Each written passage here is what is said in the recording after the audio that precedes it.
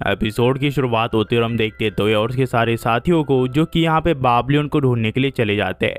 यहाँ पे लीन कहती है ये डेजर्ट में देखा गया है, हमें जल्दी वो जगह मिल जाएगी, पर वहाँ पे तुम अकेले जाने का फैसला मत कर लेना। तोया कहता है कि चिंता मत करो, मैं वहाँ पे अकेले ही जाऊंगा। पर लीन कहती है अगर तुम अकेले गए तो वहाँ काफी ज्यादा खतरा है। पर तोया कहता है कि चिंता करने की कोई जरूरत नहीं। उतने में यहाँ कुछ लोगों को देखते हैं जो कि भाग रहे होते हैं। ये लोग कहते हैं आखिरकार इनका पीछा कौन कर रहा है। जब ये लोग देखते हैं तो यहाँ पे एक फ्रेज इनका पीछा कर रहा होता है, इस वजह से इनकी मदद करने का फैसला कर लेते हैं। ये फ्रेज को किसी तरह डिस्ट्रैक्ट करते हैं और जितने भी लोग हैं उन सबको बचा के एक जगह छुपने के लिए कहते हैं। वहीं पे हम देखते हैं ये को जो कि इस फ्रेज के ऊपर हमला कर देती है, पर ये इतना ताकतवर होता है ये इसके सामने नहीं टिक पाती। इस वजह से जो तोया है वो टेलीपोर्टेशन के यूज करके ये को बचा लेता है। यहाँ पे तो एक पत्थर के पीछे छुप जाता है और सोचता आखिरकार इसे कैसे हरा जाए। इसके कोर के ऊपर हमला ये लोग नहीं कर पा रहे होते कि वो सख्त होता है।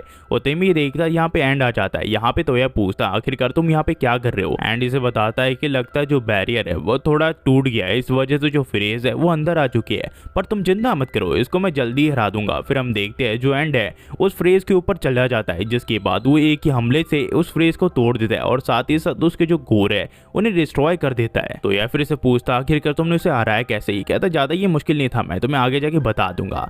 ये फिर बताता है कि लगता है जो बैरियर है वो टूट गया है, इस वजह से ये सब मॉन्स्टर अंदर आ रहे हैं और दुनिया भर में तबाही मचा रहे हैं। पर तुम चिंता मत करो, ये तो सिर्फ एक सोल्जर है, असली प्यादा तो अभी अंदर आया नहीं है और ये सब सिर्फ स्लीपिंग किंग को ढूंढ रहे हैं। जब तक उन्हें ये नहीं मिलता तब तक ये दुनिया भर में तबाही मचाते रहेंगे। और ये कहने के बाद एंड यहाँ से चला जाता है, जिसके बाद तोया इन सभी से पूछता आखिरकार आप सब यहाँ पे क्या कर रहे हो। ये सब तोया को बताते ही अपने किंगडम को छोड़ के अपने दूसरे किंगडम में इसलिए जा रहे होते क्योंकि ये सारी लड़कियां वहाँ पे स्लेव थी। और जब ये चीज इन एडवेंचरर्स ने देखी तो इनसे रुका नहीं गया और ये इन लड़कियों की मदद करना चाहते थे। इस वजह से ये दूसरे किंगडम में जाने वाले थे, पर इन्हें नहीं पता कि अब ये किस किंगडम में जाए जहाँ पे ये फ्रीली घूम सके। साथ ही साथ इन लड़कियों के गले में गुलामी का पट्टा भी है। तो तोया कहता है कि चिंता मत करो, शायद से मैं इन कॉलर को निकाल पाऊं। और तोया अपनी ताकत की मदद से इन सभी के कॉलर्स को निकाल देता है। पर ये लोग सोचते हैं आखिरकार अब हम कहाँ जाएंगे, यहाँ पे इनके पास जाने के लिए कोई सी भी जगह नहीं होती। तो ये लोग कहते हैं कि आप बेलफास्ट में क्यों नहीं आ जाते, वहाँ पे काफी अच्छी जगह है। तो इस चीज के लिए ये लोग मान जाते हैं और यूमिना और तोया के सामने झुक के उनका शुक्रिया करते हैं कि इनके किंगडम में इन्हें रहने के लिए दे रहे हैं। ये लोग कहते हैं कि इसकी चिंता करने की कोई जरूरत नहीं, जिसके बाद तो यहाँ पे टेलीपोर्टेशन का यूज करता है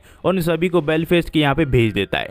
फिर हम देखते हैं यहाँ पे तोया अपनी सारी वाइफ से बात कर रहा होता है कि जितने भी लोग इन्हें रेगिस्तान में मिले होते हैं वो कुछ वक्त तक इन्हीं की मेंशन में रहने वाले हैं। तो इन लड़कियों को इस चीज से कोई दिक्कत नहीं होती। पर यहाँ पे लीन पूछती है कि आखिरकार वो लड़का कौन था। तो तोया लीन को बताता है उस लड़के का नाम एंड है और वो आखिरी बार उसे तब मिला था जब वो इन सभी के लिए एंगेजमेंट रिंग लेने के लिए गया था। वो यहाँ पे थोड़ा अजीब से सिक्कों का यूज कर रहा था कुछ चीज को पे करने के लिए, इस वजह से उसने उसके बदले में पेमेंट कर दी। साथ ही साथ एंड को यहाँ के बारे में ज्यादा कुछ पता नहीं था, इसी वजह से तोया ने उसकी रजिस्ट्री भी यहाँ पे करवा दी। और उसके बाद एंड को उसने अभी पहली बार देखा। उतने में यहाँ पे सस्का कहती है कि आप अभी भी वही कॉइन यूज करते हो क्या जो 5000 साल में पहले यूज करते थे। दरअसल तोया को यहाँ पे एंड ने वो कॉइन दे दिया था जो वो पेमेंट के लिए यूज करा था। तो इतने में यहाँ पे जो सस्का है वो उसे बताते हैं ये 5000 साल पहले वाला कॉइन है जिसे पैथियन के लोग यूज किया करते थे। तो लीन कहते कि सचमुच वो लड़का काफी ज्यादा सस्पिशियस है, उसके ऊपर भरोसा बिल्कुल नहीं किया जा सकता। तो यह सोचता है कि हाँ एंड थोड़ा सस्पिशियस पर्सन तो है। उतने में यहाँ पे सारी लड़कियां पूछती है कि आखिरकार ये बैरियर और क्रिस्टल मैजिक बीस्ट जिसे फ्रीज भी कहा जाता है उसका फंडा क्या है। तो तोया को बताना पड़ता है जिस प्रोफेसर ने स्काई गार्डन को बनाया है वो दरअसल अपनी मशीन से फ्यूचर में भी देख सकती है, जिससे उसने तोया से कांटेक्ट किया और बताया कि वो इन सब के ऊपर नजर रख रही है। और साथ ही साथ ये भी बताया कि अचानक से फ्रेज ने इनके किंगडम के ऊपर हमला कर दिया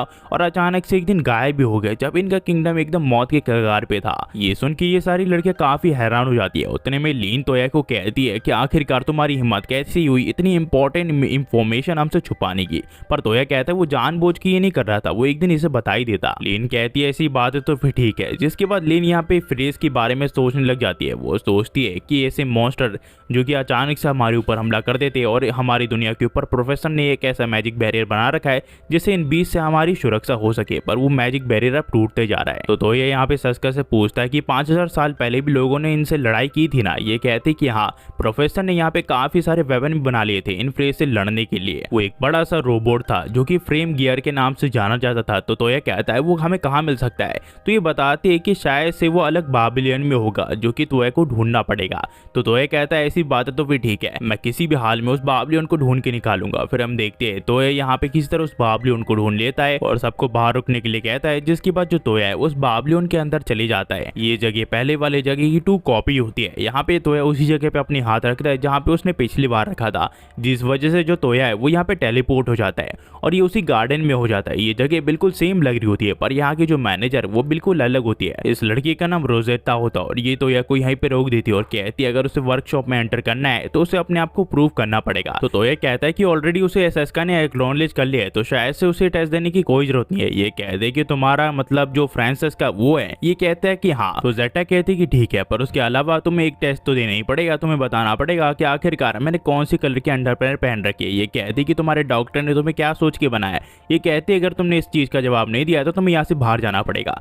ये यहाँ पे काफी सारी अपनी ताकत का यूज करता है ताकि उसकी फ्रॉक को उछाल सके, पर जो जेटा की फ्रॉक है वो उड़ी नहीं रही है। तो ये यहाँ पे परेशान हो जाता है, वो सोचता आखिरकार ये फ्रॉक उड़ क्यों नहीं रही है। तो यहाँ पे जेटा कहती कि लगता है तुम अभी से हार मान रहे हो, पर ये कहता है कि अभी मैंने हार नहीं मानी है, मैं यहाँ पे लॉन्ग सेंस का यूज करूंगा, जिसके बाद मैं बताऊंगा कि तुमने कौन सी पैंट पहन रखी है। और ये बता देता है कि उसने ट्रांसपेरेंट अंडर पैंट्स पहन रखी है। ये कहती तुम्हारा गेस बिल्कुल सही था, जिसके बाद ये इसे किस कर लेती है ताकि अपनी ओनरशिप इसे दे सके। तो ये यहाँ पे खुश होता है कि उसके पास एक बाबलियन आ गया, पर वो परेशान होता है कि हर बार क्या उसे हर लड़की को किस करना पड़ेगा। उतने में हम देखते हैं जो जेटा है वो उसे वर्कशॉप के यहाँ पे ले आती है।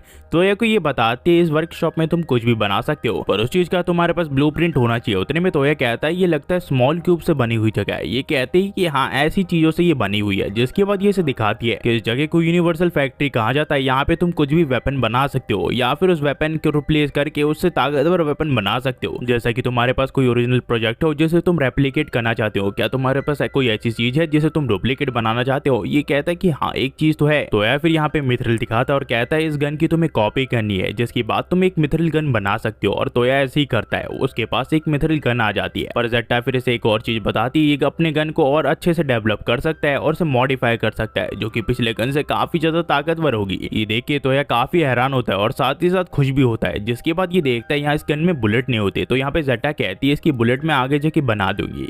पर ये सोचता है कि यहाँ पे काफी सारी और भी चीजें बना सकता है। उतने में तोया जेटा से पूछता है कि डॉक्टर्स के साथ मिलकर तुमने काफी सारे वेपन्स बनाए थे जो कि रोबोट जैसे दिखते थे। ये कहते हैं कि हाँ, पर वो रोबोट अलग बावलियन में रखे हुए। तो तोया कहता है क्या तुम उस रोबोट को मेरे लिए बना सकती हो। पर ये कहते हैं कि बिल्कुल नहीं, इस जमाने में उसके पास वो नॉलेज नहीं है जिसकी मदद से वो बना सके, साथ ही साथ इसके पास कोई ब्लूप्रिंट भी नहीं है। तो अगर इन्हें उन रोबोट्स को बनाना है तो उसके लिए इन्हें स्टोर हाउस की जरूरत पड़ेगी, जो कि अलग बावलियन में। तो या फिर इन सभी लड़कियों से जेटा को मिलाता है और बताता है वो गार्डन एक वर्कशॉप है। इससे थोड़ी लीन दुखी हो जाती है, पर वो कहते हैं कि जल्दी उस जगह को भी हम ढूंढ निकालेंगे।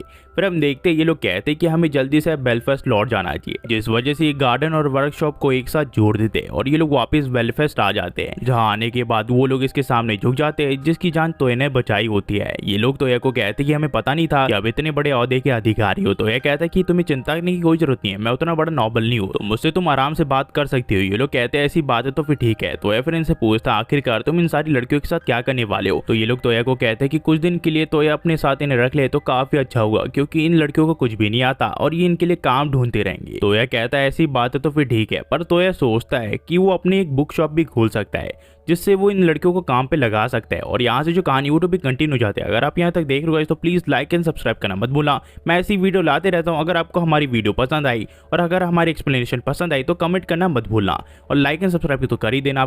आखिर में क्या ही कहूँगा, thanks for watching and next video में मिलते हैं और बाय बाय।